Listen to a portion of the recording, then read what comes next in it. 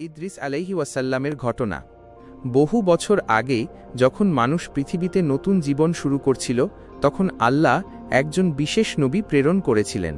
তাদের নাম ইদ্রিস আলাইহি ওয়াসাল্লাম। তিনি কি এতই জ্ঞানী ছিলেন যে তার কথা শুনে লোকেরা অবাক হয়ে যেত। তার চোখে ছিল গভীর আলো আর কথায় সত্য। ইদ্রিস আলাইহি ওয়াসাল্লাম এমন একটি শহরে বাস করতেন যেখানে লোকেরা তাকে অনেক সম্মান করত। তিনি তাদের বলতেন, আল্লাহর পথই সরল পথ, এটা মেনে চল, তাহলে তোমরা সুখী হবে।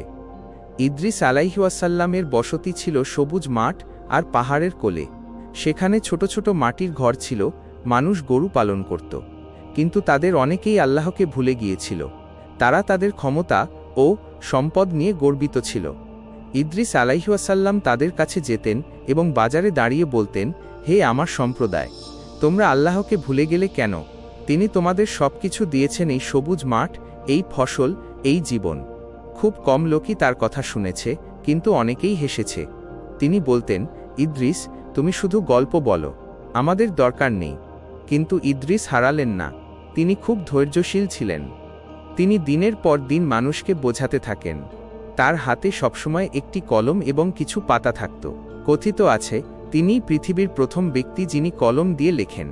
তিনি আল্লাহ সম্পর্কে লিখতেন যাতে মানুষ পড়তে এবং শিখতে পারে। তার লেখা দেখে গ্রামের ছেলেমেয়েরা আশ্চর্য হয়ে বলত, চাচা ইদ্রিস, এসব নিদর্শন কি বলে? তিনি বলতেন, এগুলি পড় এবং আপনি কিভাবে একজন ভাল মানুষ হতে পারেন তা জানতে পারবেন। ইদ্রিস আলাইহি ওয়াসাল্লাম শুধু জ্ঞানীই ছিলেন না, অত্যন্ত দক্ষও ছিলেন। তারা কাপড় সেলাই করতেন। তার সেলাই এত সুন্দর ছিল যে লোকেরা যখন তার শার্ট দেখত, তারা বলত, এটি একটি দেবদূতের হাতের কাজ। তিনি বলতেন, আল্লাহ তা আমাকে দিয়েছেন এবং আমি আপনাকেও শিখিয়ে দেব। তার কাজ দেখে অনুপ্রাণিত হয়েছেন অনেকেই। তারা ইদ্রিসের কাছে এসে বলত, আমরাও আল্লাহর কথা শুনতে চাই।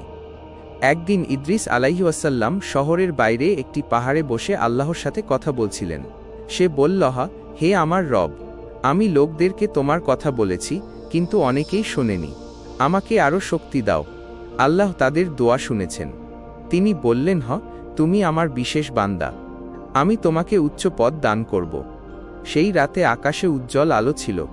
ফেরেশতারা এসে ইদ্রিস আলাইহি ওয়াসাল্লামকে আকাশের এক উঁচু স্থানে নিয়ে গেল। সকালে গ্রামের লোকজন দেখেন ইদ্রিস আর নেই। তারা কাঁদতে কাঁদতে বলল, ইদ্রিস আমাদের ছেড়ে চলে গেছে। কিন্তু যারা তাকে বিশ্বাস করেছিল তারা বলল, না, ইদ্রিস আল্লাহর কাছে গেছেন, তিনি এখনও আমাদের জন্য দোয়া করছেন। কুরআন বলে, এবং আমরা তাকে উচ্চস্থানে উঠিয়েছিলাম এবং আমরা তাদের উচ্চে উন্নীত করেছি।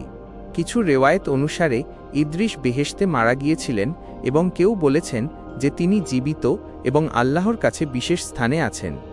এই গল্প আমাদের শেখায় জ্ঞান শিখতে, সত্য কথা বলতে এবং আল্লাহকে ভুলে যেও না। ইদ্রিস আলাইহি ওয়াসাল্লাম এর কলম এবং তার সেলাই করা জামা আমাদের স্মরণ করিয়ে দেয় যে আমাদের কাজও মানুষকে আল্লাহর পথে ডাকতে পারে।